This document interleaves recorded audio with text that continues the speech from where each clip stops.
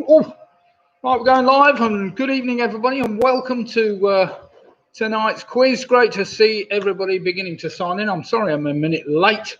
I was just getting the drinks and things ready for my two ladies that are sat with me tonight.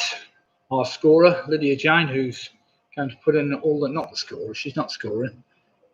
She is actually writing all the questions down in the chat column for us, and my wife who's doing the quiz. We'll see how they get on. Right, who we got in? So Ian Miller, good evening to you. Evening, Miller. Ian, how are things with you? I shall just have a swig of beer to get me going. Mike Yates just signed in. Evening, Mike. How are you tonight? All right? Oh, let's see how well we do tonight. Yes, all good with Mike. Sorry, Ian. All good with Ian, and I trust it's all good with Mike as well. That was interesting things today. We've went down the pub this morning to do a little bit of painting outside the Victoria Inn, which we're changing from blue and white to black and white. So we should notice some changes by the time we get to reopen, but that might be some time as yet, but never mind. Good evening, Chris Speak. How are you? All well with you, I trust. Have you been playing golf again? I trust you've been out on that golf course. I don't know whether you're actually back at work or anything, are you, Chris? Or maybe I don't know. Maybe you're just playing golf instead, he says. No, that sounds good to me. So Mike Yates and Chris were both playing last night in the quiz. And we were playing Cy Carter's quiz last night, which was okay. I did all right last night. But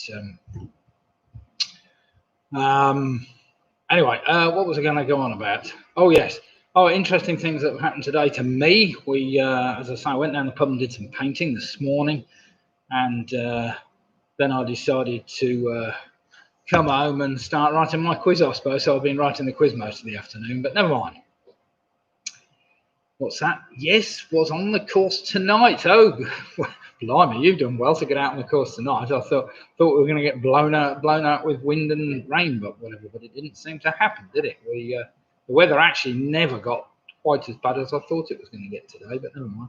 Good evening, Nicky Bowers. Hello to you and all your family. I hope all is well with you.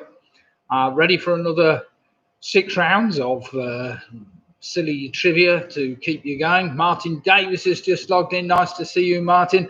I was looking at your post. That was interesting about your squirrel tables with a leg that had dropped off. I was going to give you some advice on that, but I'll perhaps leave that to another time, because it appeared that other people had also given you some tips on how to make a good squirrel table. But they look good, even if the legs drop off, but never mind. Carol, here we go. Home Alone 6 checking in from our various locations. So good evening to Carol Jackson and the gang from Crick and elsewhere. Now, they were last Sunday's winners, or joint winners. So let's see how they fare tonight in 6 rounds of just straightforward trivia tonight. Nothing too well, yeah, it's all pretty testing, but never mind. Right, we've got Faye McSorley's just signed in. Hi, Nick, Lydia, everyone. Hope you all had a good day. Yes, we all had a good day. My highlight of my day, though, my wife decided to do some painting this afternoon. So there she was with a pot of silver paint, and she asked for a nice cup of coffee, which I made her without any hesitation. And I plonked the cup of coffee on a little stool outside for her, and she said, thank you. The next thing I heard was the fact she'd only gone and dipped the paintbrush straight into the coffee, hadn't she? So that was the end of that cup of coffee. I had to make it again, of course, as a good husband does. But never mind. Right, we've now got Pick and Mix have just signed in. Good evening, Pick and Mix. Evening to you. Hilary Farndon, hi from Hills, and Steve. Good evening to you. Hope all is well with you and the family. Jackie Skips just signed in. Good evening, Jackie. I hope all is well with you. Mike Roberts, Mick and Bev are online now, raring to go. Good. Glad to see you've got your chat still working anyway, Mick. You're doing very well.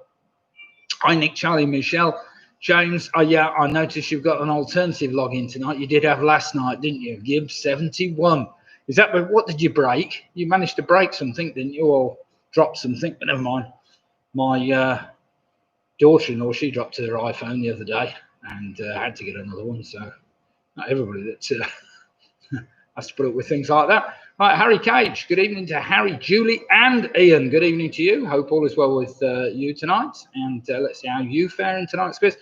Stuart Colwell signing. Good evening, Stuart. Come on, I'm sure you're up for a good quiz tonight. Are you on your own, or have you got other members of the family with you?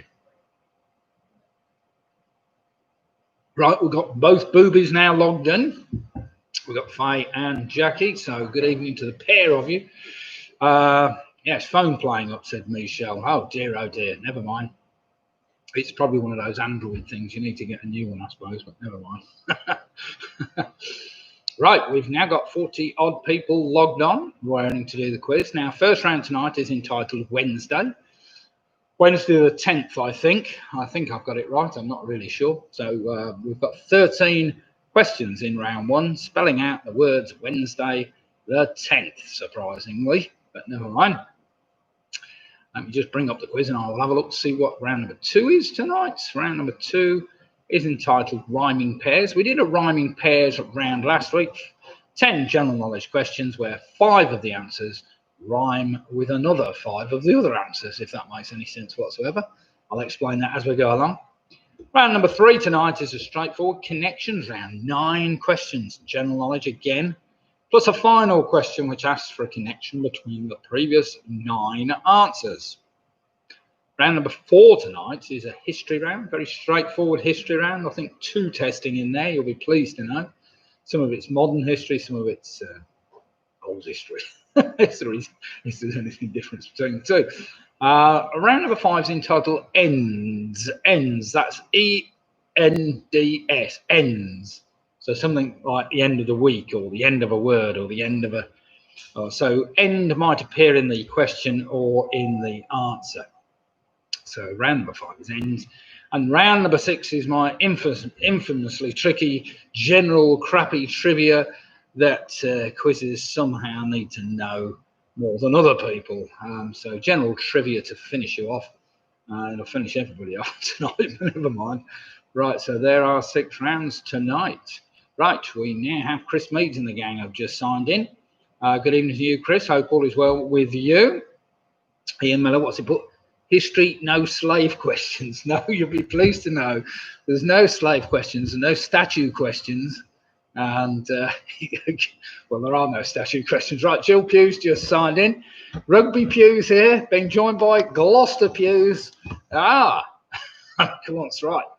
John O'Rourke, famous fiver here. Sarah's just signed in from Worcestershire. Good evening to you, Sarah. Ruth Foster, nice to see Spoonfish and the Greys. Evening all. Jane Gefford. So we've got Jane and Graham signing in from Cambridge. Good evening to you, Jane and the gang. Hope all is well with you.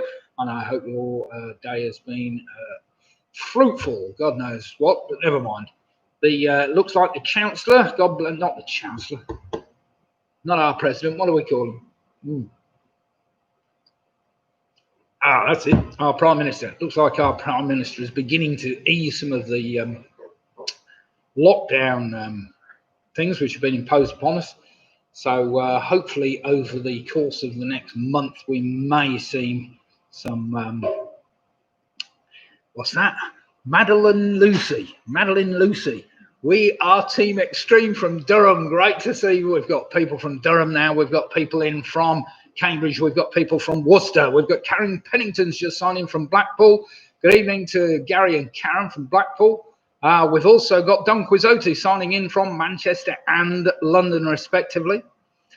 Madeline Lucy, nice to see you. 6 straightforward rounds of general knowledge, nothing too testing. We kick off in 5 minutes' time. Robin Miller, that something Boris, I think you mean. Yes, you're probably right, Robin, but never mind. He's our leader. We've got to respect that, even for a short time. But we'll see. We'll see how he fares. Dear God. It's not got into politics. That could be a long thing, couldn't it? But we'll see how the lockdown situation changes over the next few weeks. It does appear now that we can go to somebody's house, spend the night there, apparently in close proximity to one other person, apparently, in their house. And you can even sleep there, apparently, if they would let you. Never mind, we'll see what happens there. Stop it. It's Nick, really. Right then, we have, how long have we got? 4 minutes to go. As I'd mentioned earlier, your first question tonight is entitled Wednesday the 10th. So you might like to write down the initials WENDADE, whatever it is. Wednesday the 10th, down in a column. They will be the first letters and or numbers of the first 13 answers. So round number 1 is going to have 13 answers. Round number 2 again, I had said would be, if I can quickly go and get it again. Round number 2 is a rhyming pairs round, 2 sets of 5 questions. There's 10 questions, general knowledge, where 5 of the answers rhyme with 5 other answers in the same round. Round number 3 is a connections round, where I ask for a final question for a connection between the previous 9 answers. Let's see how fast you can get your connections tonight. Round number 4 is a history round, basic history.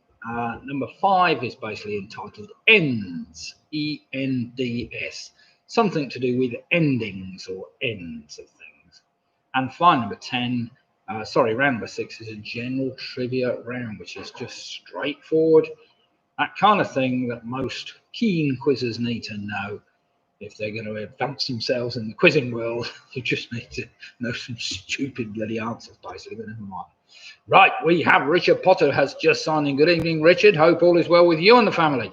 Paula Lewis and the Quizzy Rascals are now signed in. Now we're all in trouble. Former winners on numerous occasions, the Quizzy Rascals. So let's see how they fare tonight. What's this? Famous, surely. Nick, are you having any new Boxdales in time for Father's Day? I didn't even know it was When's Father's Day? Somebody's going to tell me anyway.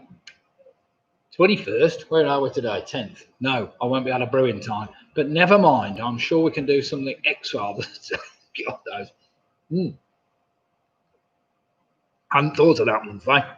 Perhaps we should just rename something, Father's Day Ale or something. Right, we've got Team Extreme. That's what I like to hear. Good evening, Team Extreme. Hope all is well with you. Let's see how you fare in tonight's quiz. Right, we've got just 1 minute to go. And then we'll kick off with the quiz. First round is entitled Wednesday the 10th. And it's basically, I've given you initial letters and numbers of the first 13 answers. Pretty straightforward. Lockdown it is then, says Faye. Well, we could rename it something for you, Faye. We could call it Father's Lockdown, make a special pumpkin or something for you. Richard Potter, On My Own and Drinking Tiny Rebel, which lovely beer. That is a great beer. Tiny Rebel. They do make some very good beers. What's everybody else on tonight? Lockdad, that's a good one. Lockdown, yeah, good do. Right, everybody, are we ready to kick off then? We support that, Richard. Oh, right. Well, yes. There's another can over there. There's a few more cans. I'm on the Stella. Robin Miller's on a Merlot. Very nice. Merlot, £3.99 Merlot. Where was that from then, Robin? We've got Aldi Pinot. We've got Cab Sav. Alison Gordon's on Cab Sav. Oh, there's some good wines and beers out there then. So it looks like we've got Matthew, Bud, PRS, Claire, Robert and Matthew. They've just signed in. Jackie Skip, Gun, Liqueur and Tonic. Oh, that sounds interesting. And Robert Miller's is an Asda. An Asda Merlot. Very good. Jackie Skip. Right, here we go then. It is now 1:15, so we better get on with this quiz. Otherwise, we'll be sat here all night just listening to me waffling away. All right, Martin Davis is also drinking Witchwood Hobgoblin. A very fine pint. You can't go far wrong with that. Now, I did have one of my quizzes the other day say, why does my screen appear in 4:3 format and not in widescreen? Now, I don't know why. I've been all over YouTube trying to find out. Prior to 2016, there was a way of stretching it that way or whatever else.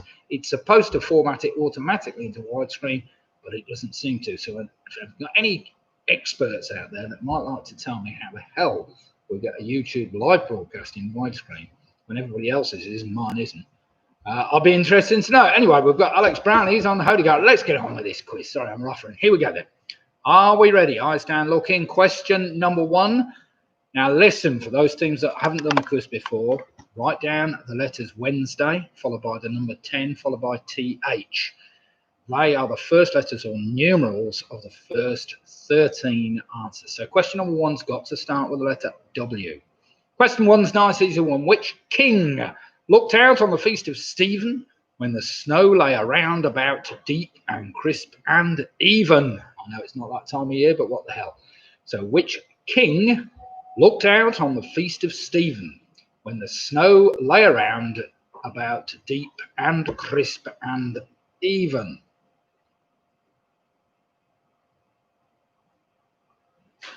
Now, you needn't think they're all going to be that easy, because that was a bit of a doddle giveaway just to ease you into the first question of the quiz. Question number 2 starts with the letter E. This is a bit trickier. Having amassed an estimated net worth of $30 billion by the time of his death, what was the surname of Pablo, the Colombian drug lord and wealthiest criminal in history? Just need his surname, and it starts with the letter E.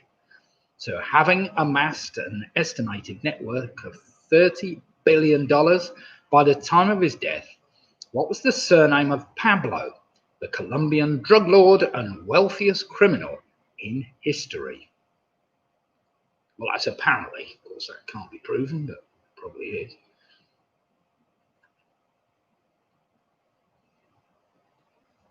Right, question number 3. This starts with the letter D for all those teams that haven't done it before. So what was an American girl group whose final and best-known lineup comprised Beyonce Knowles, Kelly Rowland, and Michelle Williams? So question 3. What was an American girl group whose final and best-known lineup comprised Beyonce Knowles, Kelly Rowland, and Michelle Williams? Richard Potter, his son, lives in Shropshire. Good God. He was pulling in 60 million a day. Sounds like a fair cop, doesn't it? Dear God. Never mind. What would you do with 60 million a day, eh, Nicky? Wouldn't be able to spend it that fast, surely.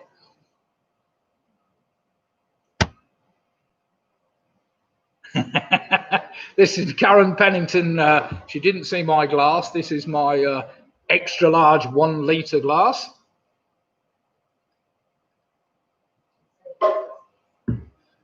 It saves me having to get up all the time. It's also the glass we're going to introduce in the pub to mean people haven't got to fill up quite so often. Right, question number 4 starts with the letter N. This is a bit trickier. Literally meaning nose twister. What is a genus of roughly 80 species of annual and perennial herbaceous flowering plants? So literally meaning nose twister. What is a genus of roughly 80 species of annual and perennial herbaceous flowering plants? And that has got to start with the letter N. N for nose, surprisingly.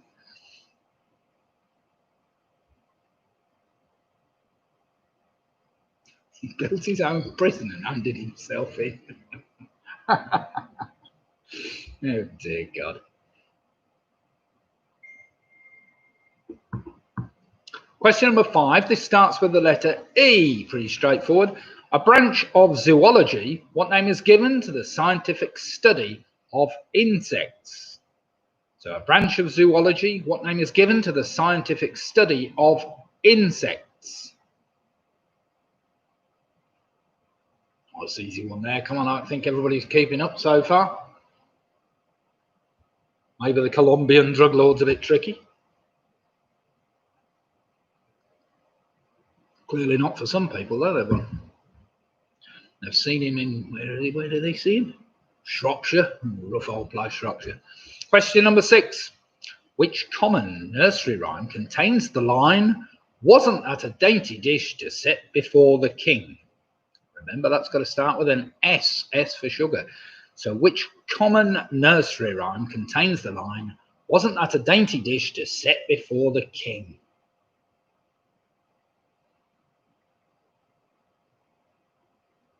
Have I spelled that wrong? I haven't spelled it wrong, have I? It's all right.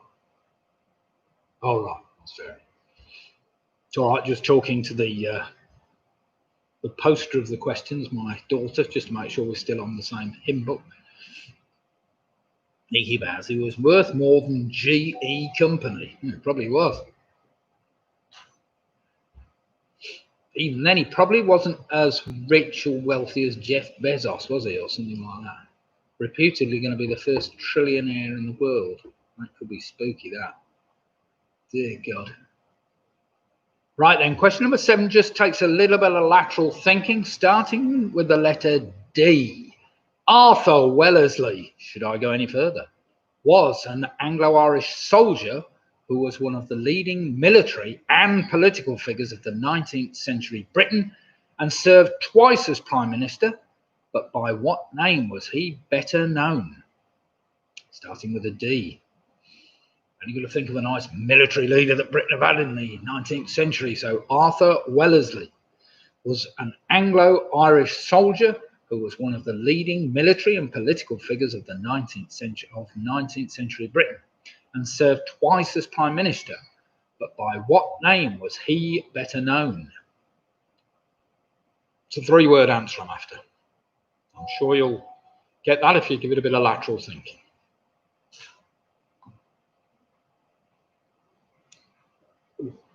Right, I've got itchy foot tonight. I had an itchy nose last week, but itchy foot tonight. Never mind. God knows how they do it if they're broadcasting on telly all the time. When you get an itch, what do you do?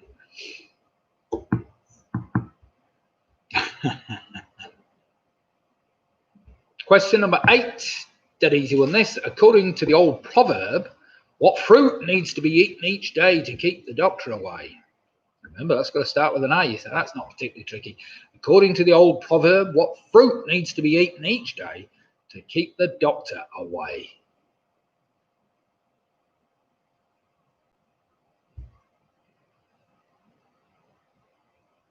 So yes, pub this morning, helping my mate do a bit of painting and scraping and cleaning, whatever.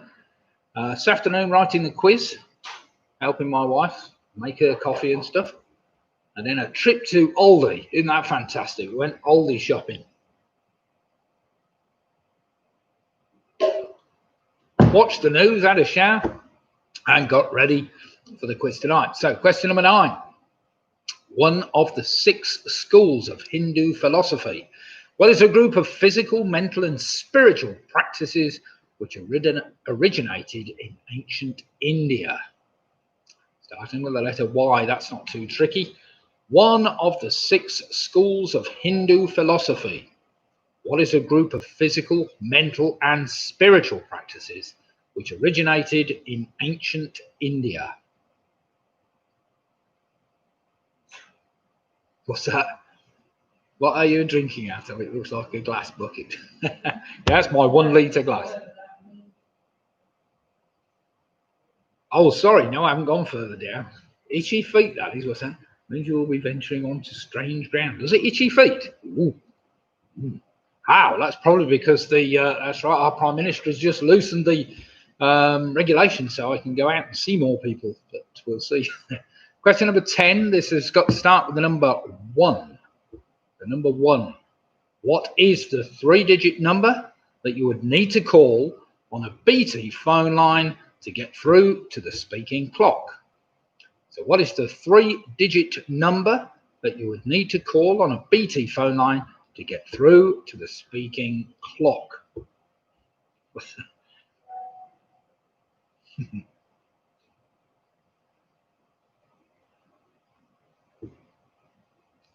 Something like that.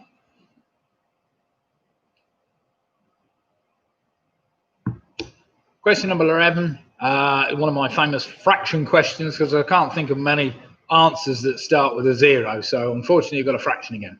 So question number 11 needs to be worked out. How is the fraction 7/16, that's 7 over 16, represented in the decimal numbering system? It's one for you to work out.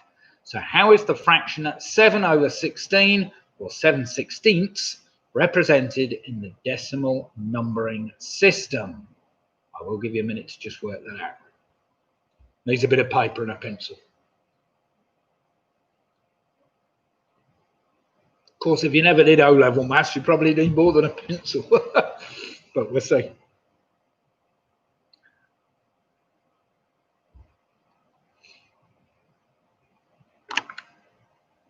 Right then, question number 12. It starts with the letter T. containing 99% of the total mass of water vapor, what is the name given to the lowest layer of the Earth's atmosphere? So question 12 again, containing 99% of the total mass of water vapor, what name is given to the lowest layer of the Earth's atmosphere?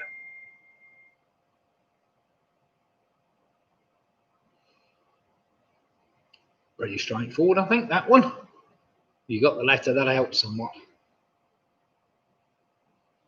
And finally, question number 13 in this tricky opening round. One or two there might trip you up. What is the common name for the condition medically known as synchronous diaphragmatic flutter, or SDF? And that's going to start with the letter H.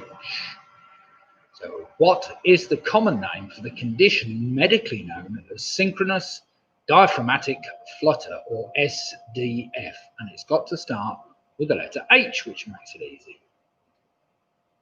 Or easier, should we say. Right, I'll give you a little time to work your fraction out. The rest of it, I'm sure you'll be all right. And you'll be venturing onto strange ground. That's a good old saying then, isn't it, Karen? Oh, my daughter's going to fill my glass up already. Well done, Vicky. Yes, it's very difficult venturing on strange ground. I was hoping to get abroad next year, somewhere exciting, but might have to be curtailed a little while. We'll see what happens. Right then, are we ready to do some marking after round one? We mark our own sheets, everybody, so although we're competing against everybody, you do your own marking.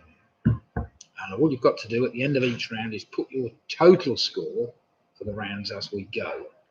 So round one is out of a maximum of 13. So let's see how many of you have got a maximum points. Right, the king I was after was King Wenceslas. Number 2, his name was Pablo Escobar. Well done if you got Escobar.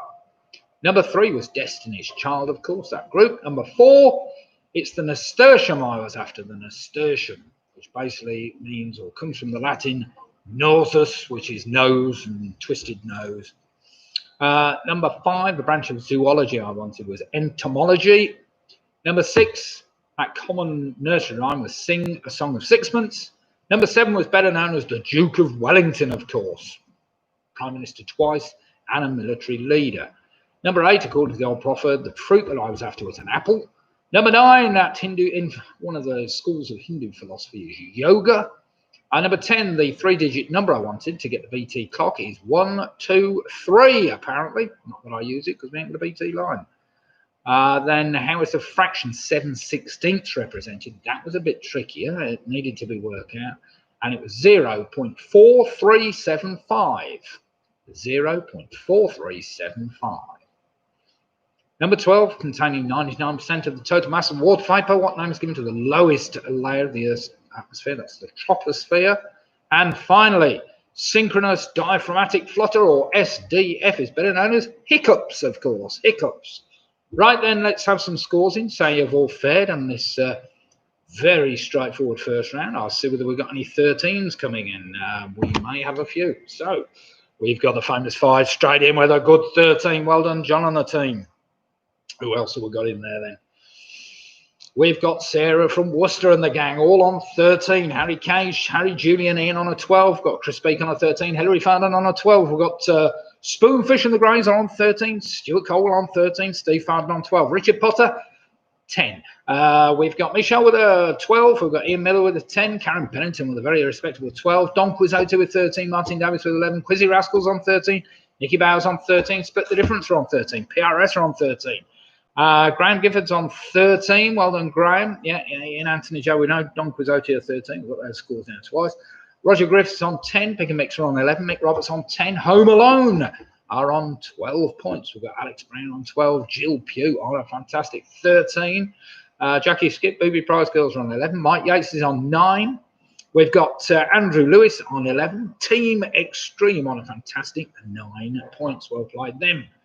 Right then, next round tonight is basically called Rhyming Pairs. Now, there are 10 general knowledge Commie Corbyn's Coulson comrades. I like Mr. Corbyn. I always thought he should lead the country. But never mind, wasn't to be. I voted for him if nobody else did. Sorry, I'm giving my colours away there, but never mind. Right, here we go then. Rhyming pairs, basically, there are 10 general knowledge questions. 5 of the answers rhyme with the other 5 answers. I don't tell you which ones are which. That's the only problem. So you need to keep your wits about you and try and find 5 rhyming pairs. Then you know you've got them right. On the settings question, there is a YouTube setting. Yeah, I had a look at that. Is that in the YouTube studio or YouTube your channel? There's 2 different things there. I presume it's in the YouTube studio, but we'll have a look. Zoom to full screen, select this to fill the screen. I'll have a look, Martin. We'll need to talk when I'm off air, but never mind. Right, rhyming pairs. Here we go then. Question number 1. Are we ready? In which children's 1970s TV series would you have heard the line, "As if by magic, the shopkeeper appeared"? So question 1 again. In which children's 1970s TV series would you have heard the line, "As if by magic, the shopkeeper appeared"? And he did. It was by magic. Yeah, Lydia used to watch it. That's got my wife. She doesn't know that one. She's waiting for Chris to come back with the right answer, as if he'll know. Right, question number 2. In which country would you find the Auschwitz-Birkenau State Museum even? A museum on the site of the Auschwitz concentration camp. So in which country would you find the Auschwitz-Birkenau State Museum? A museum on the site of the Auschwitz concentration camp. Just after the name of the country, and that has got to rhyme with one of the other answers. As you've already noticed, it doesn't rhyme with number 1. Oh, I'm giving that one away. I shouldn't be giving things away.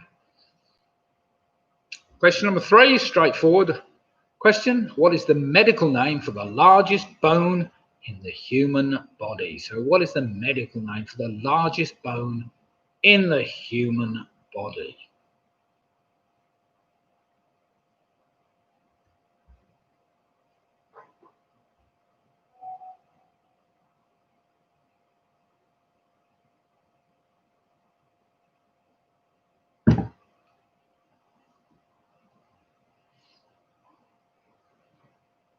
Question number 4 is a tricky one. And you might need to get the one that rhymes with this to understand it. What slang word for an attractive but unintelligent woman was originally used to refer to an unintelligent man and comes from an Italian word meaning young male child?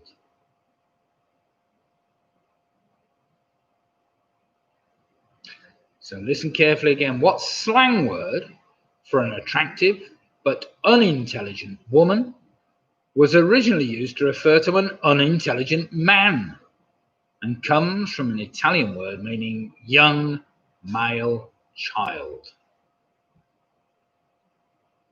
It's just a single word answer. Yeah, a bit long-winded, but never mind, you get there eventually with that one. Now, if you didn't know that, or you've got to think you know it, it's got to rhyme, remember, with one of the other answers. So question number 5. This is one that will rhyme with one you've already had. I'll give you a clue there. So question 5, only found in the wild in Madagascar, which primate has a name that is derived from a Latin term meaning spirits of the dead? God knows what they call that, but never mind. So only found in the wild in Madagascar, which primate has a name that is derived from a Latin term meaning spirits of the dead? I think it's because of the way they look at you, basically.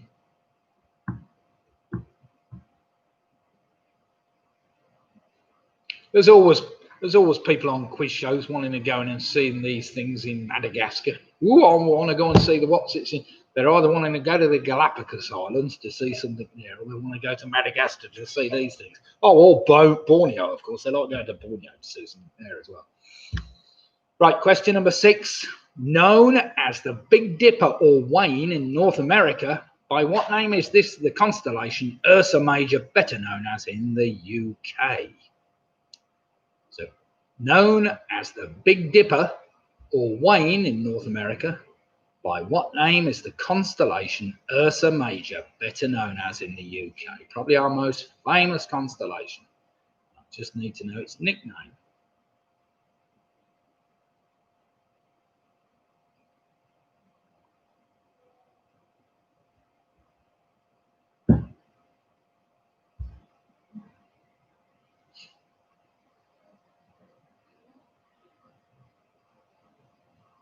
What's that? The constellation names in America.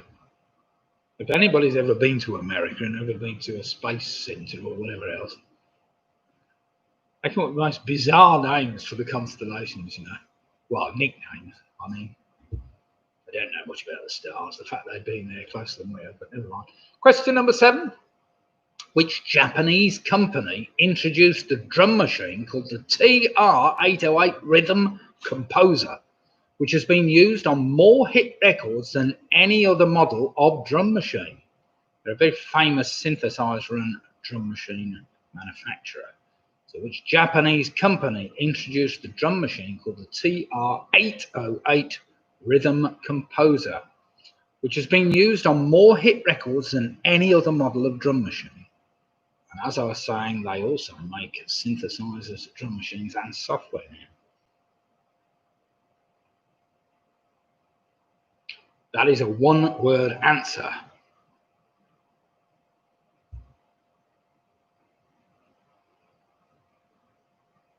Now, people from Durham, Worcester, Blackpool, you're all scratching your head on that one, I'm sure, but never mind. That rhymes with one you've already had. You'll be pleased to know.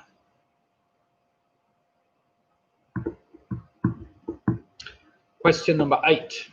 The TV series The Office was set in which Berkshire town situated 20 miles west of central London? So question 8 again. The TV series The Office was set in which Berkshire town situated just 20 miles west of central London? Anybody that's watched The Office should know where it was filmed, or not where it was filmed, but where it's supposed to come from. Again, just a one-word answer. Now, you should have at least a couple now that rhyme with something you've had before. Question number 9. Listen carefully. Which word can mean both a traditional dance contest that originated on the island of Trinidad and an uncertain situation that can't be controlled, in which there is no progress or improvement? Just after a single word. Which word can mean both a traditional dance contest that originated on the island of Trinidad? That kind of narrows it down a bit. And an uncertain situation that can't be controlled, in which there is no progress or improvement.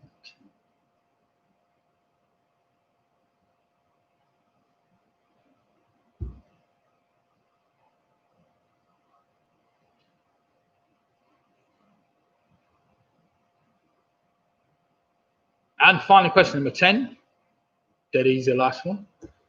Cleverland, Sleepyland, and Nonsense Land all feature in which series of children's books? That's a two-word answer.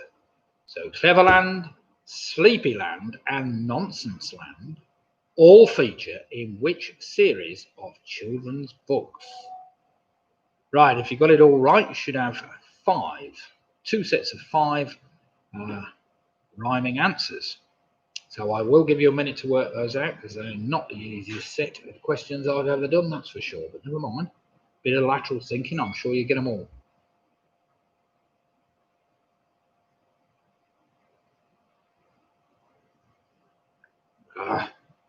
So the weather's taken a bit of a turn for the worse, I have to say, but never mind. At least we didn't really get the rain today. I thought we were going to get absolutely drenched. course, for any of our friends from Wales or that way, I don't know whether we've got anybody online anywhere from Wales or near. It's particularly bad there tonight, I think. It's going to get worse, I think, as the night progresses. But I don't think much of it's coming over to the Midlands, so we're okay here in Rugby. But I don't know what it's been like up in Blackpool. I expect it's been pretty bleak up in Blackpool, but we'll see. Right, do we need any more time? I'm quite happy to give you a bit more time. Just put it in the chat column if you need just another minute. If not, we'll get these marked. So do remember, you should have a rhyming answers for each 5, or 5 should rhyme with the other 5.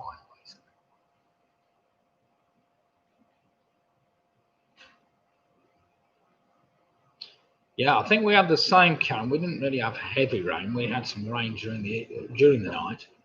But I was expecting some quite heavy rain today, but we didn't get it. But it's been very black overhead. I thought this afternoon we were going to get a bit of thunder and lightning or something exciting, but it never happened. It just stayed grim. We've had the odd tiny bit of drizzle, but nothing more. Not really enough to wet the plants, unfortunately, but never mind.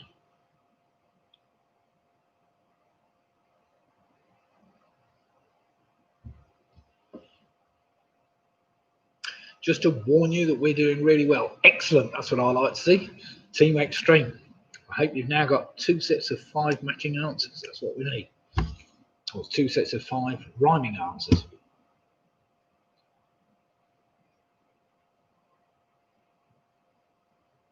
That's probably a code word, meaning they haven't got any. No, it's not easy. Right then, everybody, are we happy to proceed? These are the answers to the rhyming pairs round. Are we ready? Question 1. I had asked you for that TV series where you heard the line, "As if by magic, the shopkeeper appeared." That's Mr. Ben. Mr. Ben. Number 2, the country I was after, of course, Auschwitz concentration camp, was in Poland. Number 3, the medical term for the largest bone is the femur. Number 4, the slang word for an attractive but unintelligent woman, was originally referred to as a man, was a bimbo. You can see that comes from Latin, Italian, I suppose. Bimbo. Number 5, only found in the wild in Madagascar, that primate I was after was the lemur, which of course rhymes with the femur. Number 6, known as the Big Dipper, Ursa Major is better known as the plough in the United Kingdom. Number 7, the Japanese company that introduced the drum machine called the TR-808 is in fact Roland. Roland. Well done if you worked that out. That was a tricky one. Number 8, the TV series The Office was set in Slough. Of course, that rhymed with the plough. As Roland rhymed with Poland, of course. Number 9, which word can mean both a traditional dance contest that originated on the island of Trinidad? That was the limbo or limbo. That rhymes with bimbo. And finally, the last one, Cleverland, Sleepyland, and Nonsense Land, all featuring the series of Mr. Men books. Mr. Men rhymes surprisingly with Mr. Ben. So there we have it. There are your 10 answers. So let's see how we're fared in that round. I'm expecting some good 8s or thereabouts, maybe some 10s. We'll see. Right, we've got Don Quixote now on 23 points. We've got Mike Yates on 18. We've got Michelle on 22 points. Sarah and the gang are on 23 points. Very good scores. Busy Rascals are on 23 points. Chris Speaks on 23. Home Alone on 22. Martin Ellis on 20. Graham Gifford on 23 points. Karen Pennington, 20. We got the Famous 5 on 23. Spoonfish and the Graves are on 23. Roger Griffiths on 19. Stuart Colwell, 23 points. Richard Potter's on 20. Jill Pugh's on 23 points. Alex Brown on 19. Nicky Bowers 22. Ian Miller's on 17. Mick Roberts on 16. Steve Farnland's on 20. Matthew Blood and PRS on 23 points. We've got Team Extreme on a fantastic 19 points. Andrew Lewis on 19 points. The Booby Prize girls got 10 for that round on a fantastic 21 points. Well done, gang. Harry, Julie and Ian are on 22. We've got Split the Difference on 23 points. And Pick and Mix at the moment on 21 points. We've also got Commie Corbyn's Colson's Comrades on 23 points. So well played then. Right then, round number 3 tonight is a connection. 9 questions on general knowledge, plus a final question asking for a connection between the previous 9 answers. So what could be more straightforward than that? I had this, Alison, the other night. What does PRS stand for? You need to ask them. Well, I know, but I have to keep it secret from them. Yeah, I couldn't actually remember the other day. I know what the R and the S stands for, but I couldn't remember what the P stood for, but never mind. Probably taking the P. Anyway, listen carefully. Here we go. This is question 1. It's just a one-word answer I'm after. What is the name of the bunny who is the cousin of Peter Rabbit and features in the title of Beatrix Potter's sequel to The Tale of Peter Rabbit? So what is the name of the bunny who is a cousin of Peter Rabbit and features in the title of Beatrix Potter's sequel to The Tale of Peter Rabbit?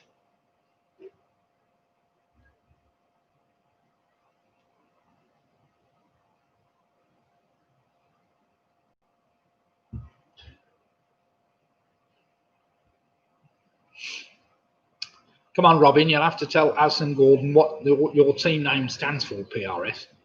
They were trying to figure that out the other night. Question number 2. Which rank in the British Army is also the surname of a former British Prime Minister? So which rank in the British Army is also the surname of a former British Prime Minister? Don't come up with any obscure rank that I've never heard of. Try and palm him off as a Prime Minister. Don't want any of that business. No smart asses. Just a very straightforward answer to that one. Thank you.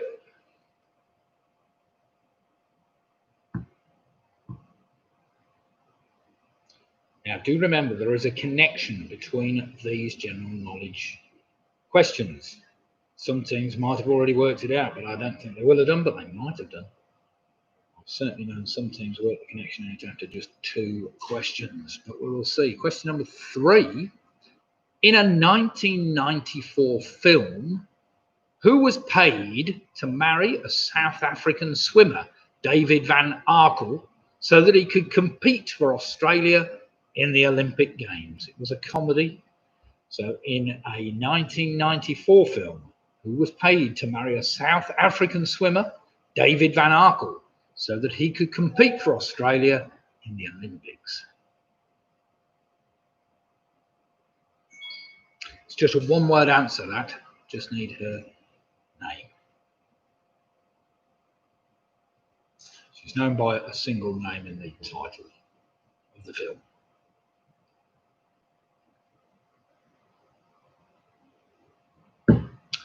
The beer's going down all right anyway.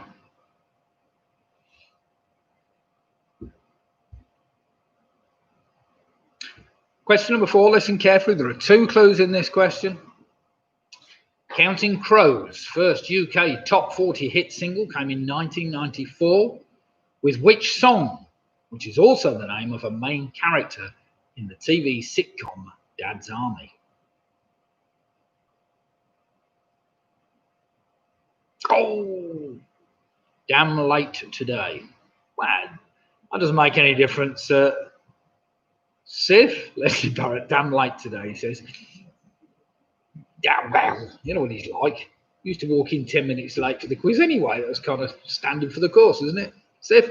Yes, par for the course. You'd be late for your own wedding, wouldn't you? So question number 4 again. Counting Crows' first UK top 40 single came in 1994 with which song, which is also the name of a main character in the TV sitcom Dad's Army? Number 5, that easy one, this. One that will keep Keith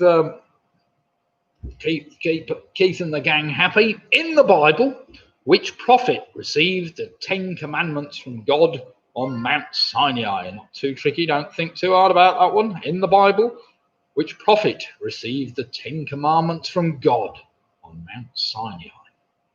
Or Sinai?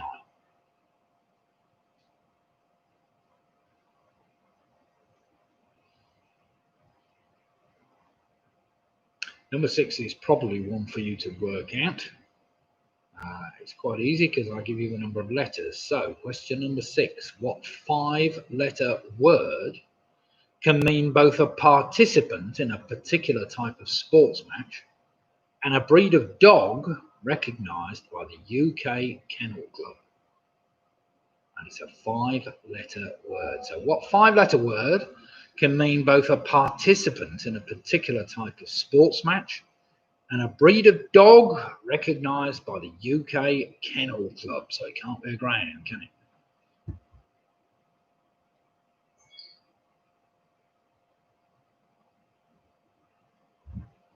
Now then, some of you might have got the connection by now. Look at your previous 6 answers and see whether that rings any bells for you. Does it ring any bells, he asks. I don't know. Question number 7. One for Mick Roberts will get this straight away. Marengo, a grey Arabian, was the warhorse of which famous military leader? So question 7 again. Marengo, a grey Arabian, was the warhorse of which famous military leader? God knows how many times that's come up in quizzes before, but never mind. It's come up again, just to remind you. Got it wrong last time, you better remember this time. Oh, suffering with bad back shoulders. Oh dear. Just getting too old, that's the problem.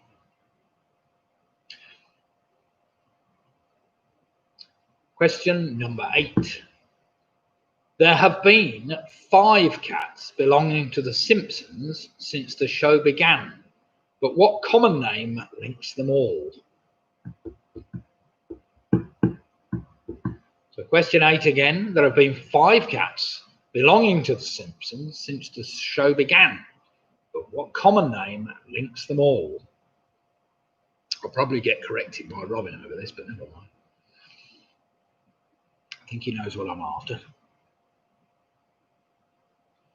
Yes, one of our participants. Robin Miller is an absolute genius on Simpsons questions. Knows them all, back to front.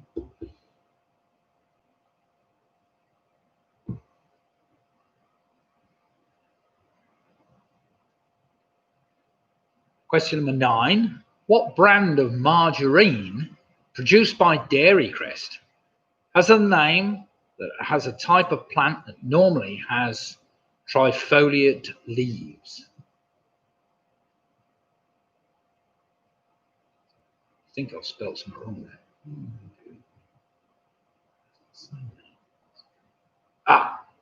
No, it's all right. Sorry, I didn't say that right, but Lydia's put it in for me anyway. So question number 9. What brand of margarine produced by Dairy Crest has the same name as a type of plant that normally has trifoliate leaves? I'm sure you'll work out what trifoliate means. Sounds more complicated than it actually is, really, doesn't it? And finally, of course, question number 10. What novella of 1945 links the previous 9 answers? So what novella of 1945 links the previous 9 answers? So you need to read your books, really, I suppose. Not that I've ever read it, but I've seen the film.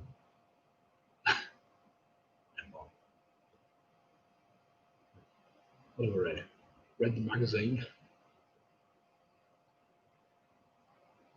Seen the painting. Right, I'll give you a minute to try and work those out. So it's a 1945 novella that links the previous 9 answers. Right, my daughter's just leaping up to replenish our glasses. And thank you. And off she goes. She's a good one. There she is. Filling up the beer glass as we speak. Yes. What a good girl. I'm going to light down that end of the room.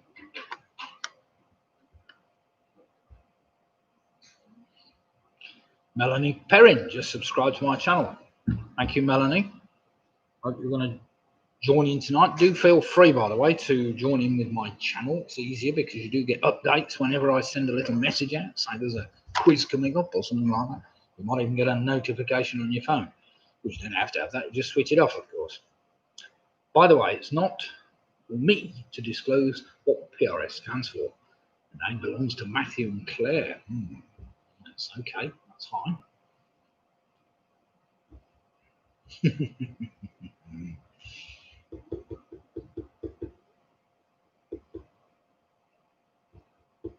Right then, everybody. Have we had long enough, or do we need a little bit more time? Just put in the chat if you need another minute. We love Melanie Perrin.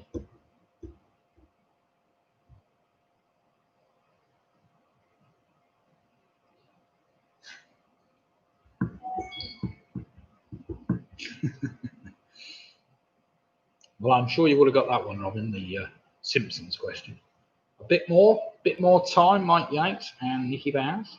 And Keith, definitely more time. Come on, Keith, you work these out.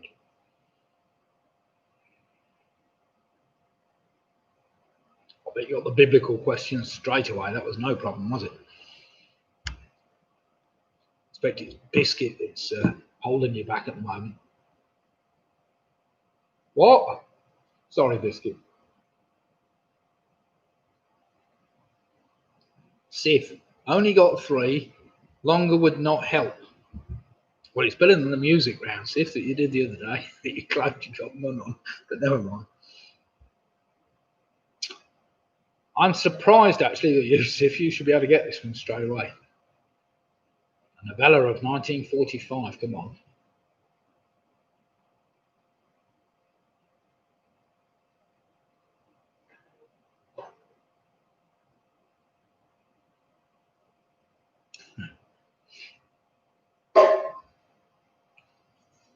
Oh. Right, I trust you've all got your... Oh, I got that. You've got the connection there. It's just the rest of the answers. That's fair enough.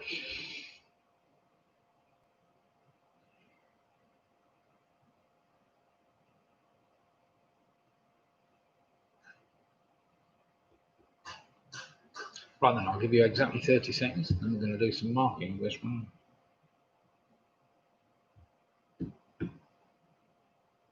Yeah, I ought to have some Benny Hill music in the background, oughtn't I? Where's my pub music? Let's put it on. Actually, I wonder whether I could just link that kind of thing into my stream. Well, I might be able to.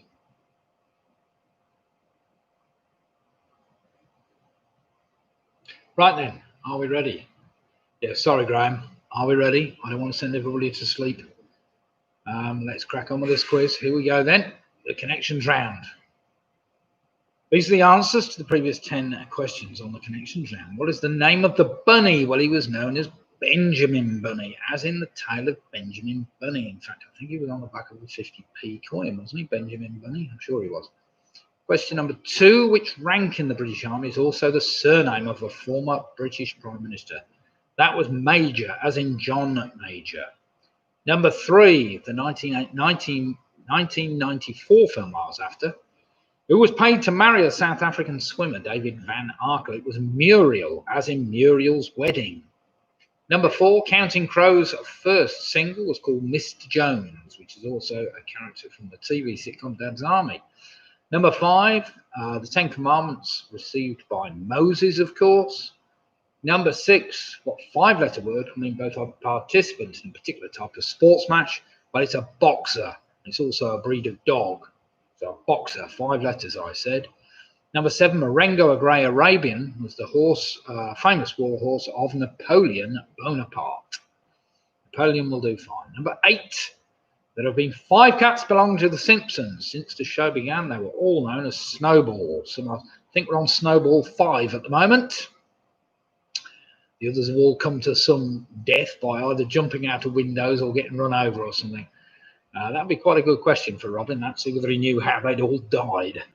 Number 9, what brand of margarine produced by Dairy Crest has a name that is blah blah? It was Clover. Clover, of course.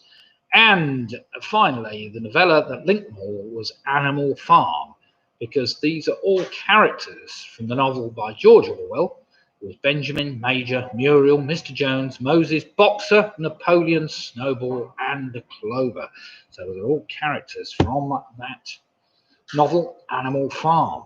Well done if you got that. Right then, let's have some scores in. I'm sure we've got some full marks. So we have Richard Potter with 26. We've got the Quizzy Rascals, 33 points. We've got Don Quixote still there with 33 points. Martin Davis with a very respectable 28, as is Sarah with 29. We've got Spoonfish and the Greys on 33 points. Graham Gifford on 31 points. Team Extreme on 29 points. Michelle was 30 points. We've got Steve Farman and the gang on 28. We've got Andrew Lewis on 26. Alex Brown on 9. Roger, 9? That can't be right. We've got Roger Grives on 26. Mike Yates on 24. We've got Leslie Barrett on a magnificent 6. That wasn't bad. That's better than the 3 you predicted. The famous 5 are also on 33 points. Home Alone, having dropped that point in the first round, are still 1 point adrift on 32. Got Karen Pennington doing very well on 29 points. Ian Miller on 25. Chris Spake, another team on 33 points. We've then got, wait a minute, Alex Brown on 28. We've got the Booby Prize Girls on 29 points. Pick a Mixer on 28. Nikki Bowser's on 29. We've got Split the Difference on 33 points. We've got PRS on 33 points. We've got Harry, Julian, Ian, and Harry Cage on 32 points. Stuart Colwell on 31 points. And we've got Connie Corbin's Coulson Comrades on 32 points, with Jill Pugh and the gang and the Pews on 30 points. Very, very respectable. Right then, round number 4 tonight is a straightforward history round. Round number 4 is history. I think 2 testing, sometimes places you've been to or whatever else. This was a place I nearly got to last year, but we didn't quite get there. Question number 1, the Killing Fields is a term used to refer to a number of sites in which country where more than 1 million people were killed by the Khmer Rouge regime in the 1970s. So question number 1, the Killing Fields is a term used to refer to a number of sites in which country where more than 1 million people were killed by the Khmer Rouge regime in the 1970s.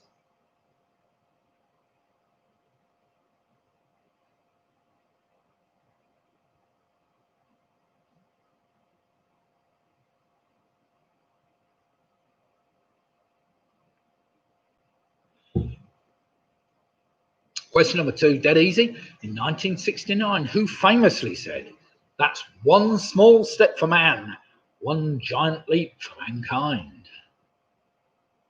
So in 1969, who famously said, "That's one small step for man, one giant leap for mankind"? I can't remember what month it was. I think it was July.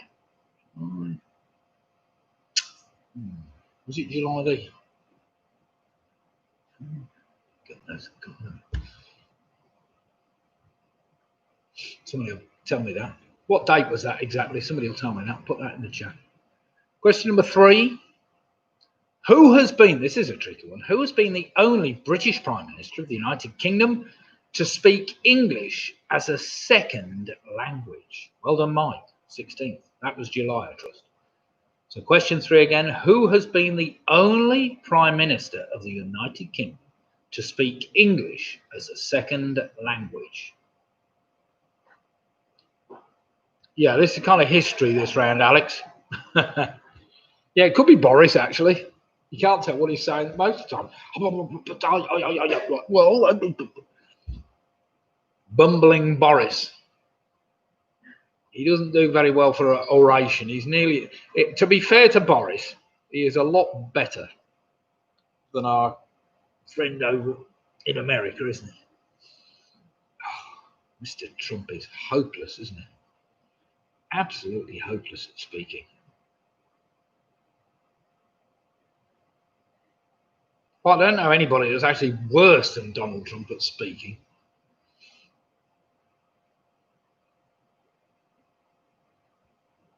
Question number 4, a little bit tricky. This will bring you back. What was the name of the 2005 hurricane that left over 80% of the city of New Orleans flooded, caused $125 billion in damage, and caused over 1,200 deaths?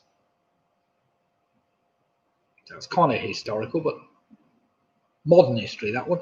So what was the name of the 2005 hurricane that left over 80% of the city of New Orleans flooded, caused $125 billion in damage, and caused over 1,200 deaths?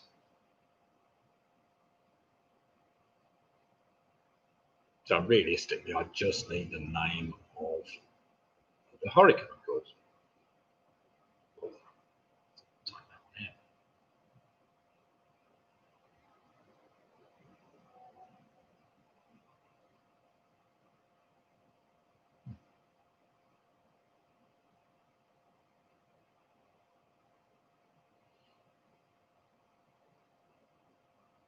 Question number 5, listen carefully, it's one you might be able to work out. Which of the following was a leap year? Was it 1900, 1950, or 2000?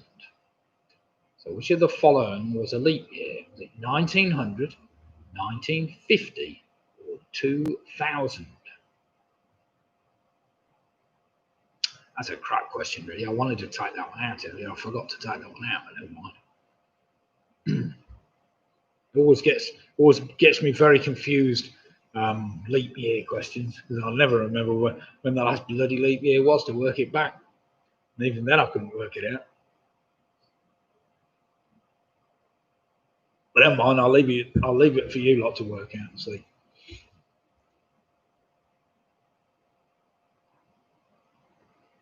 Right, question number 6. Very straightforward bit of history this. The American Civil War began in 1861, shortly after who became the 16th president of the United States of America? Well, there's been many good films made about this, so I'm sure you'll be able to get that one. The American Civil War began in 1861, shortly after who became the 16th president of the United States of America? Very famous president. You don't get much more famous than him. Unless your name's Donald Trump, of course.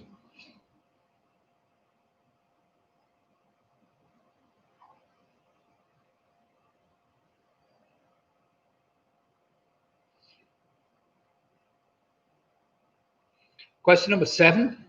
Pretty straightforward. Queen Victoria was the last British monarch of which royal house? So Queen Victoria was the last British monarch of which royal house?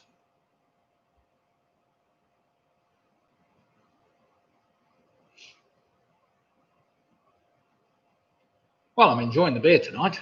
I haven't had one for 2 nights. I've been off the beer for 2 nights. In fact, I haven't eaten anything for 2 days either. I've been on a dodgy fasting thing for 2 days. Takes some willpower, you know, not to eat for 2 days. What's that? Oh yeah, it's supposed to be good for the brain.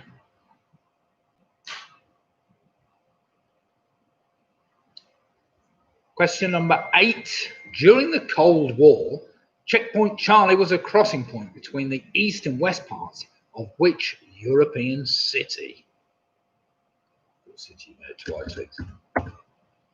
But during the Cold War, Checkpoint Charlie was a crossing point between the east and west parts of which European city?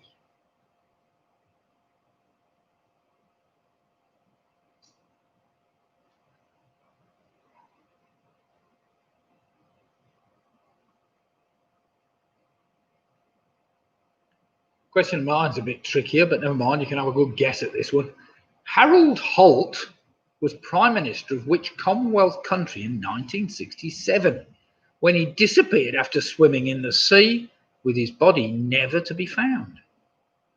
Probably not by a big shark, I expect. So Harold Holt was Prime Minister of which Commonwealth country in 1967 when he disappeared after swimming in the sea with his body never to be found? You would have thought he'd had his protection guards with him, wouldn't you? God knows.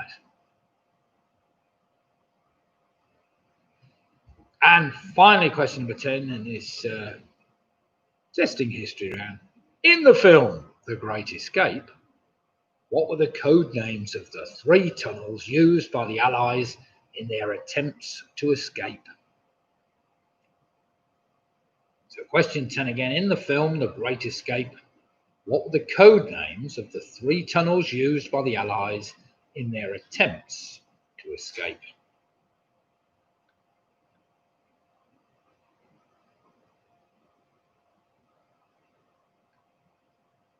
Right, that's the end of the history round. And it was, you can have a guess at most of them if you don't know them. I think it was anything overly testing in that round. Watched it early on in lockdown. Good Lord me. What a great film that was, Martin, eh? Great film. Great Escape.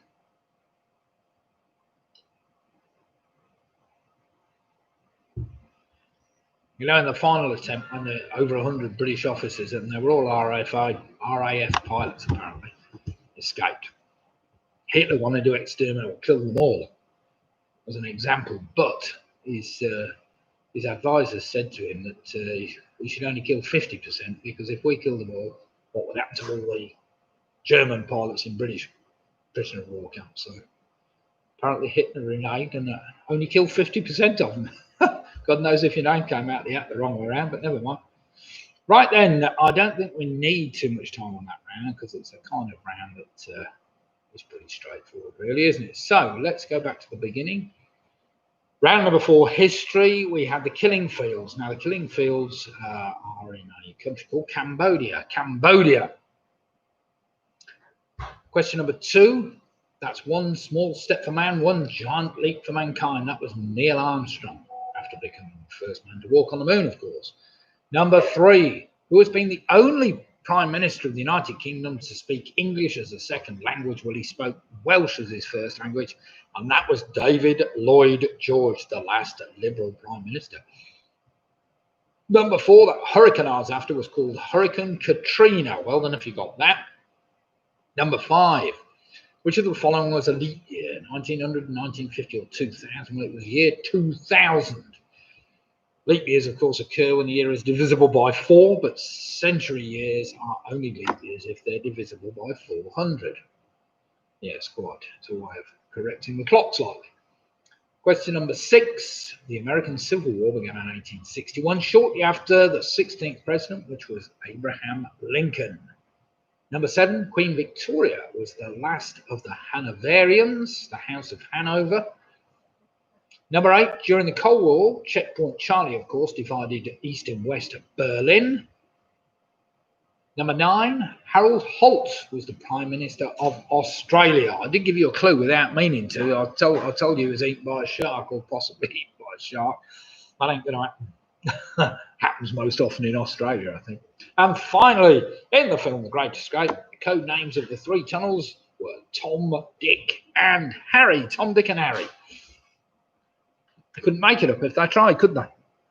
Right then, let's have some scores in, see how you fared after that round. You know, 1 or 2 possible dropped points, but I still think we'll have some teams with maximum points at the moment. So let's have some scores in, everybody, see how you fared after this round. Right, we've got Richard Potter with 34. Got Michelle with 40 points. That's a great score. Chris Peake with 43 points. We can't get any better than that, Chris. That's 4 points so far. Mike Yates with 32. Ian Miller with 33. Martin Davis with 38. We've got PRS and Matthew Blood with 43. Paula Lewis with 43. Roger Griffiths 31. Grant Griffith 39. We've got Carol Jackson Home Alone 6 on 41. Karen Pennington on very respectable 39. Alex Brown on 35. Split the difference are on 43 points. Sarah from Worcester and the gang are on 37 points. We've got Spoon, Fish and the Greys on 42. Just a point in there. Nicky Bowers on 38. We've got the famous 5 also on 43. Jill Pugh and the Pews doing remarkably well on 40 points. We've got Team Extreme on 38, doing very well. Harry, Julian Ian on 42 points, only having dropped to 1 point. We've got Stuart Colwell, remarkable on his own, on 38 points. Steve Randon on 38 points. We've got the Booby Prize Girls on 37 points. Pick a Mixture also on 37 points. Have we any other last final scores to come in before we get on to next round, which is entitled Ends, something to do with Ends, E-N-D-S. Now, Ends, we've got Commie Corbyn's Coulson Comrades on 40 1 point. So it's all to play for in this last round or two. Round number 5 is entitled End. So it's the end of something. You'll get the hang of it as we go through. It's normally end appears either in the answer or in the question. So question number 1, very straightforward. Most major golf tournaments normally end on what day of the week? So most major golf tournaments normally end on what day of the week?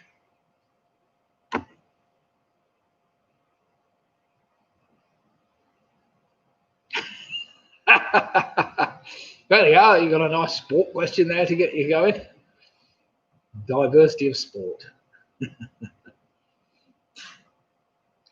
Yeah, this is one that Biscuit will get. Not many people will get this one. Which 1990s hit single by Catatonia includes the line, "And as for some happy ending, I'd rather stay single and thin"?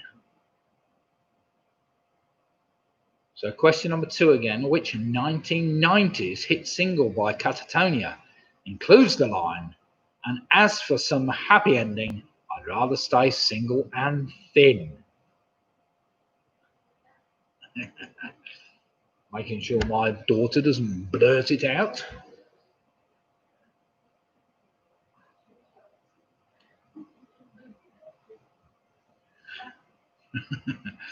Question number 3. Yeah, Keith, just for you and it's for your dad really. We got your dad playing. Over 70% of the elements in the periodic table have a name that ends with what letter? So question 3 again. Over 70% of the elements in the periodic table have a name that ends in what letter?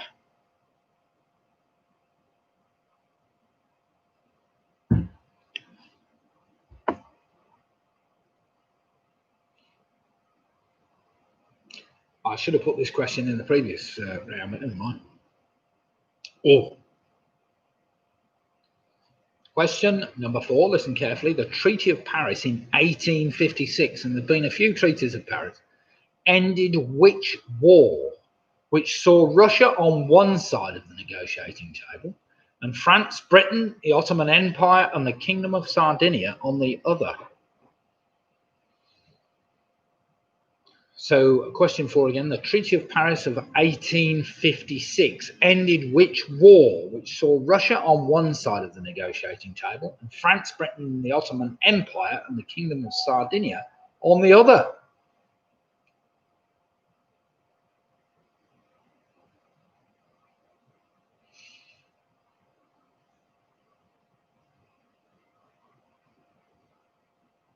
Question number 5. This is one I always used to get wrong. I still get wrong.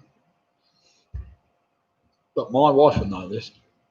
Question number 5. If you start a letter with "Dear Sir" or "Madam," should you end it with "Yours sincerely" or "Yours faithfully"?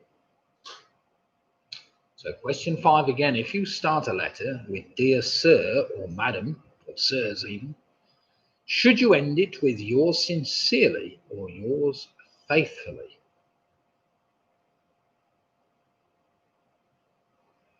Yeah, they always try to teach us that at school. I'm still trying to learn it, to be fair.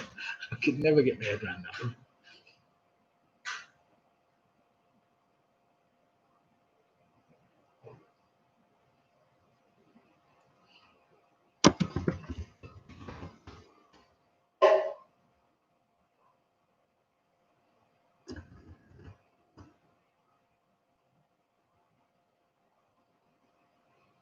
Question number 6. Little tricky. It might just take a bit of lateral thinking. This called Goodbye, Farewell, and Amen. The 256th and final episode of which American TV show was broadcast in 1983 and still holds the record for the most watched episode of any TV show in the USA. So question 6 again, called Goodbye, Farewell, and Amen. The 256th and final episode of which American TV show was broadcast in 1983 and still holds the record for the most watched episode of a TV show in the USA.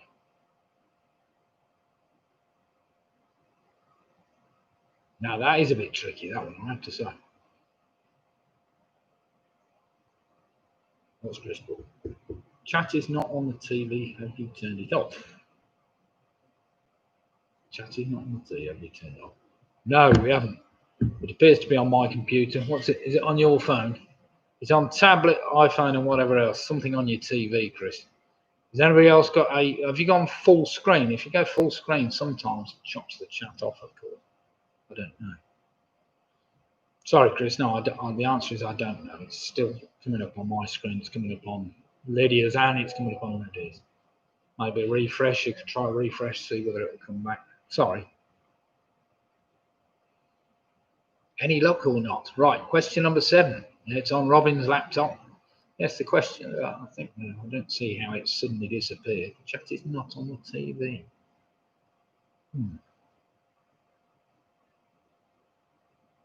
Right then. Question number 7.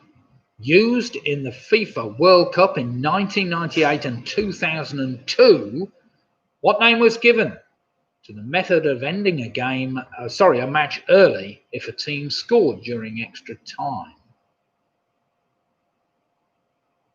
So used in the FIFA World Cup in 1998 and 2002, what name was given to the method of ending a match early if a team scored during extra time? It's a 2-word answer.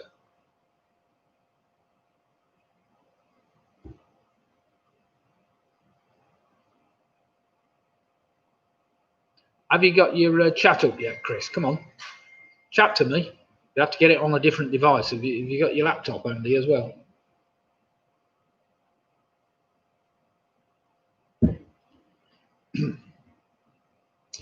Right, question number 9. Oh, sorry, question number 8. I've missed question number 8. Question number 8. With tracks such as Mrs. Robinson and America, Bookends was the 4th studio album for which musical duo? Went out and back in again. Now it works. Well done, Chris. It's the internet for you, that's what it is. My Freeview on my telly, channel 100, the other night it just kept going round and round and said data only, data only. Switched it off, back on, switched this off, switched the internet on and off, still kept saying data only. Eventually, following day it came back on again, so we were all right. So question 8 again. With tracks such as Mrs. Robinson and America, Bookends was the 4th studio album for which musical duo? I think I had that on vinyl. Question number 9. Which TV show often ended with presenter Nick Ross saying, "Don't have nightmares, do sleep well"? There you go. So question number 9. Which TV show often ended with presenter Nick Ross saying, "Don't have nightmares, do sleep well"? I'm sure John from the Famous Five should remember that one or know that one. I'm sure he was the subject of it once. Maybe not. What's that? Yeah, I think he was one of the participants. That's right. I didn't mean a participant.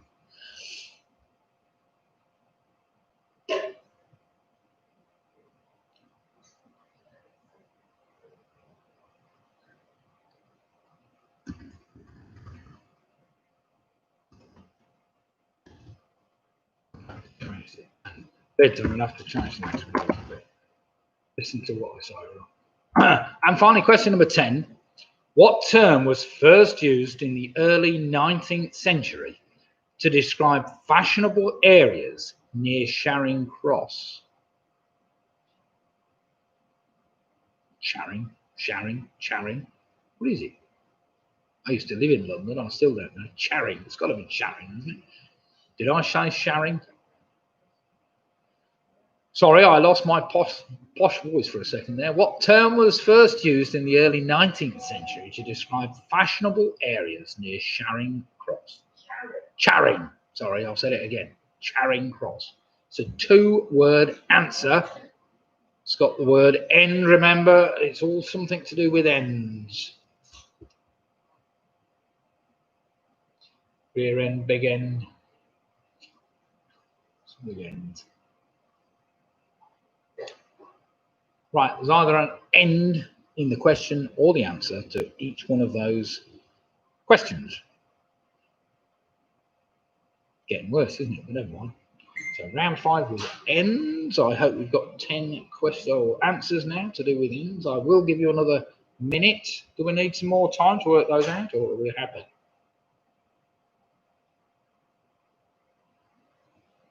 I think I've probably got enough for the last round there. We'll see. Oh, I've run out anyway. Oh dear, yeah. We'll have a can, I suppose, to top it up.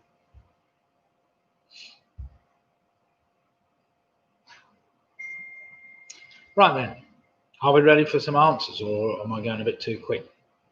Keith and the gang, how are we doing? Corbyn's comrades, Home Alone, how are we doing? Are we all right for time, or do you need a little bit longer?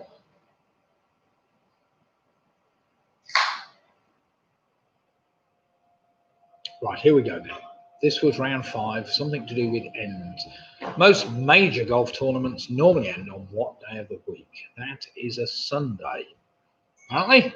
Number 2, which 1996 single by Catatonia includes the line, and as for some happy ending, I'd rather stay single and thin.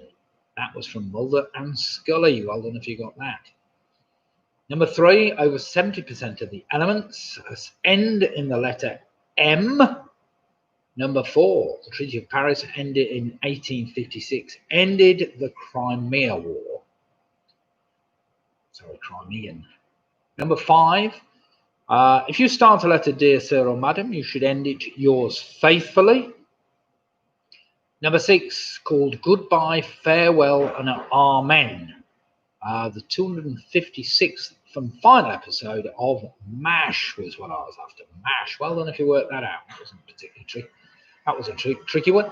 Used in FIFA World Cup in 1998 and 2002. What name was given to the method of ending a match early? It was the Golden Goal. Golden Goal. With tracks such as Mrs. Robinson in America, Bookends was the 4th studio album for Simon and Garfunkel.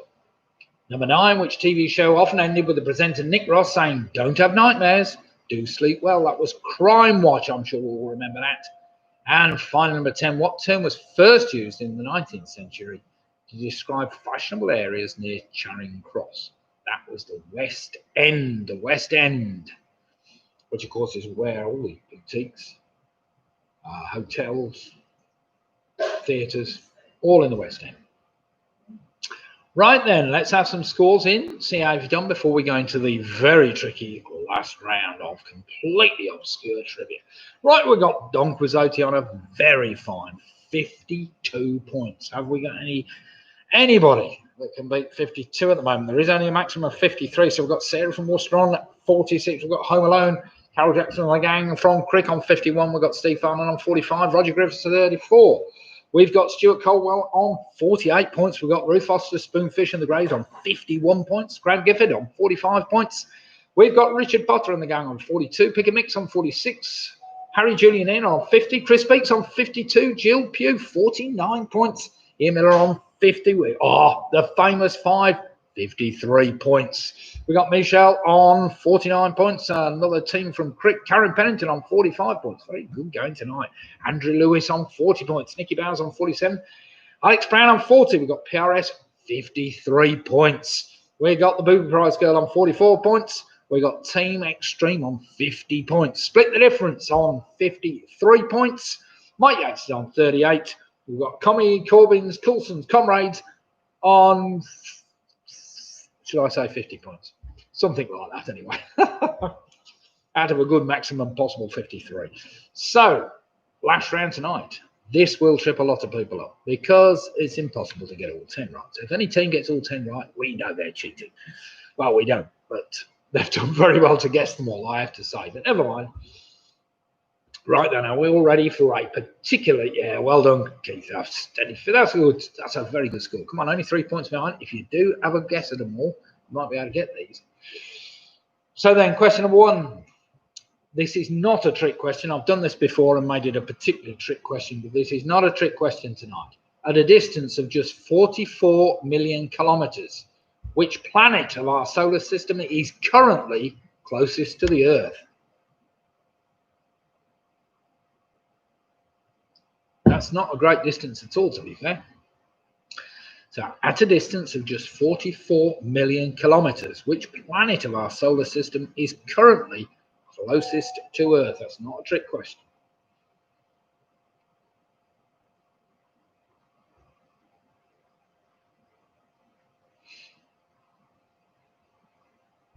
Question number 2, somewhere I'm intending cycling to next year, we'll see what happens.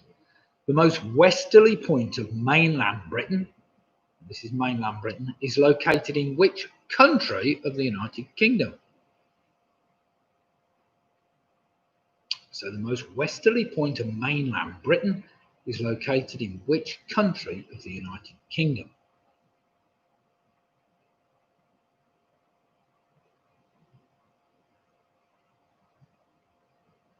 Leslie Barrett, trying like mad to catch up with a sad 42. Never mind, you're doing very well, Steve. You missed a whole round, for Christ's sake. What are you going to do? I missed a round in the other bloody quiz the other week when I was on the phone to somebody for a round. Completely knackered up, but never mind. Question number 3. Listen carefully. A scaly-throated leaf tosser is what type of animal? I'll give you the choice. Is it a lizard, a bird, or a rodent? So question 3, a scaly-throated leaf tosser is what type of animal? I'll give you the choice. Is it a lizard, a bird, or a rodent?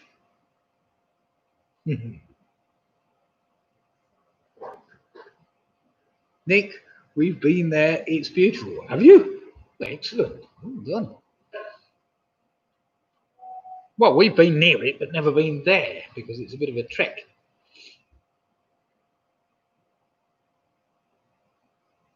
Any westerly points are always a bit of a trek.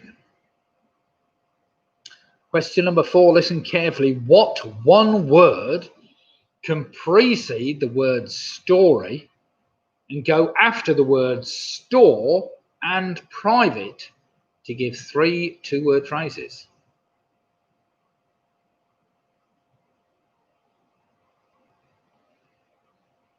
So question 4 again. What one word can precede the word story and go after the words store and private to give 3 two-word phrases? Sorry, what's he saying? Robert Miller, what the planet? I don't know. We've been there, it's beautiful. Oh, I see what he means. What the planet? Oh dear. Well, he could have been there, but I haven't. Where's it put? See. We've got a typo for, well, yeah, probably. Have I put county? No, it's country. What have you put? Oh, well. No, it's country, not county. Country.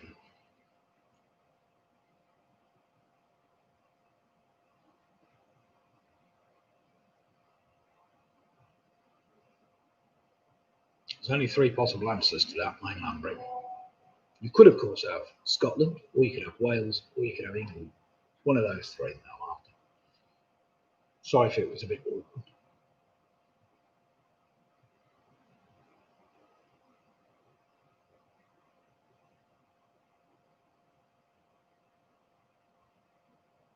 This is one that Rich T will be all over this one. Here we go, Rich, just for you. Question number 5, taken from the popular TV children's show.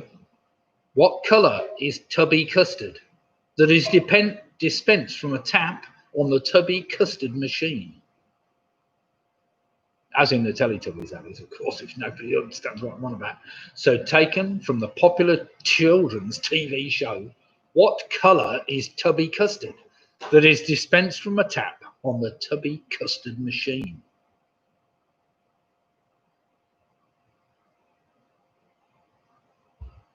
Oh, I thought you'd like that one, Rich.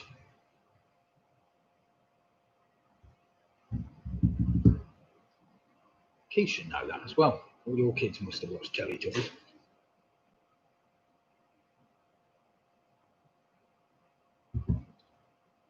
Question number 6. Well, you've got kids, Rich. Come on. You must watch Tubby, surely. Ah, yeah, you've only got one. Perhaps she's getting a bit older now. Question number 6. Which band's classic lineup featured Gary Kemp on guitar, his brother Martin Kemp on bass, vocalist Tony Hadley, saxophonist Steve Norman, and drummer John Keeble? That's worse than sport. What, Teletubby questions? Teletubbies. It's true, actually. God knows how you remember what they all are, but never mind. So question 6 again. Which band's classic lineup features Gary Kemp on guitar, his brother Martin Kemp on bass, vocalist Tony Hadley, saxophonist Steve Norman, and drummer John Keeble? Very big band of the 80s, I'm sure. I think Karen Pennington will like that one, don't you, Karen? Must know that lot, surely.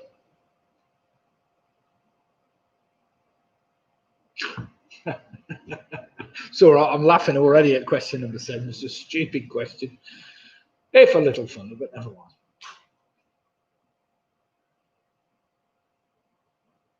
Right, are you ready for question number 7?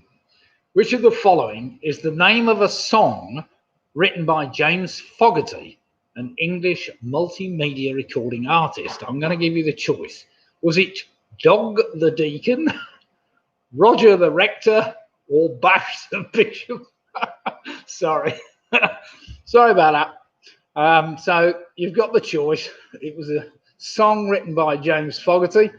You can have the choice. Was it Dog the Deacon, Roger the Rector, or Bash the Bishop? So there we have it. If anybody can get that one, you're doing very well. And no cheating.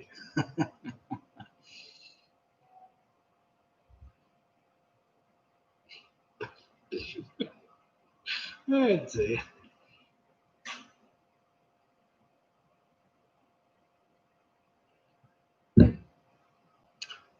More seriously, we've got to make this quiz a bit more serious than it actually is, but never mind. I hope you're having some fun tonight. Question number 8. Which of the following capital cities is currently 4 hours behind GMT? Listen carefully. I'll give you the choice.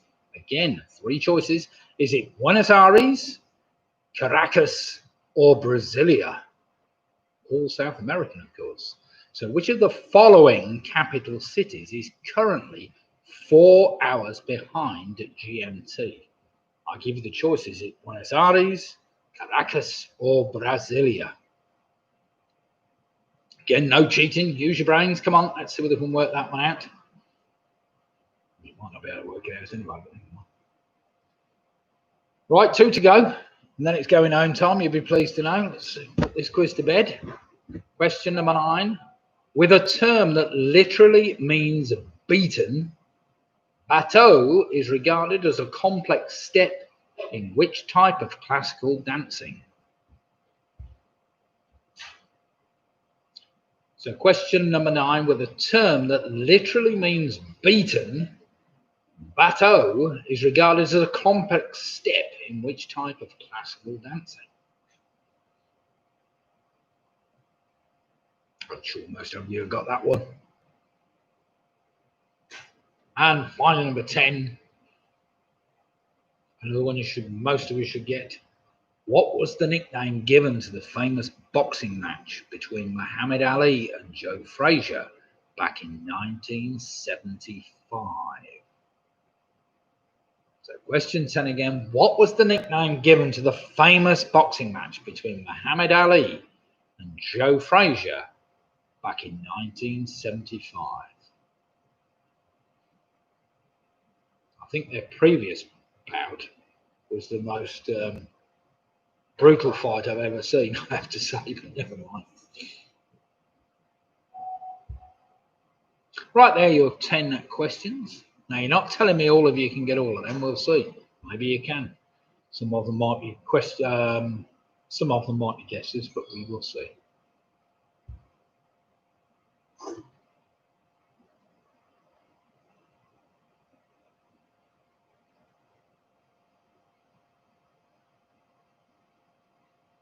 Right, I'll just give you a second to get some answers down.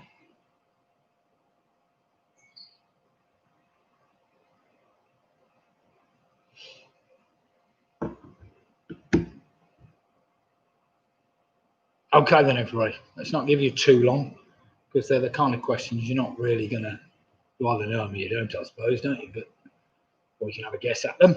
So make sure you got 10 guesses down if you didn't know any of them. And if you knew them all, you don't need any guesses. So question number 1, here we go. Here are the answers to the previous 10 questions. At a distance of just 44 million kilometers, the planet that's currently closest to us is surprisingly Venus.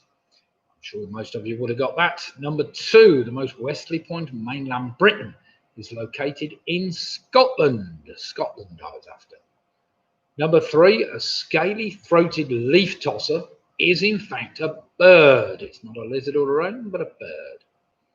Number 4, what one word can precede the word story and go after the word store and private to give you 3 two-word phrases? That's detective. Detective. Number 5, taken from the popular children's TV show, what colour is Tubby Custard? It's pink. Well done if you got pink. That was tricky. Number 6, which band's classic lineup features Gary Kemp, his brother Martin, Tony Hadley, Steve Norman, and John Keeble? That's Spandau Ballet. Well done if you got that. Number 7, which of the following is the name of a song written by James Fogarty, an English multimedia recording artist? I gave you the choice. Was it Dog the Deacon, Roger the Rector, or Bash the Bishop? Well, of all those, it was Bash the Bishop. Bash the Bishop. Well done if you got that right. Number 8, which of the following capital cities is currently 4 hours behind GMT, while Buenos Aires and Brasilia are both 3 hours behind GMT? So it's Caracas I want, and that's 4 hours behind GMT. Number 9, term literally meaning bateau, comes from the world of ballet. And finally, number 10, the nickname for the famous boxing match between Muhammad Ali and Joe Frazier in '75 was the Thriller in Manila. So well done if you got that. Right, add them up. Let's have some scores down and see how we've all fared after that round. This could be the make or break, but most teams are within 3 or 4 points of the top. So let's see how we've all fared. See who tonight's winners are. Or 1 or 2 tricky ones, maybe, to catch you out in that last round. But we'll see. Right, we've got Sarah and the gang from Worcester. Well done them on 51 points. We've got Michelle on 46 points. Chris Peake, very respectable, 61. That's a fantastic score, Chris.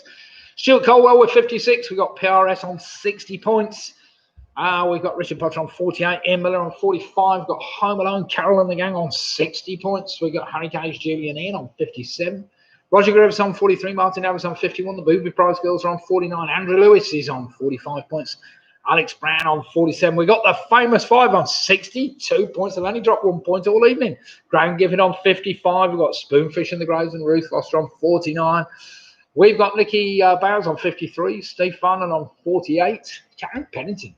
Well, that was good. That was a good score, Karen. 49 points. Quizzy Rascals on 61 points. We've got Don Quixote ending on 58 points. We've got Michelle on 56 points. So she says. Mick on 42. We've got Commie Coulson's Comrades on 58 points. Great time. Team Extreme on 59 points. We've got Jill P on 57. And we've got Split the Difference on 61 points.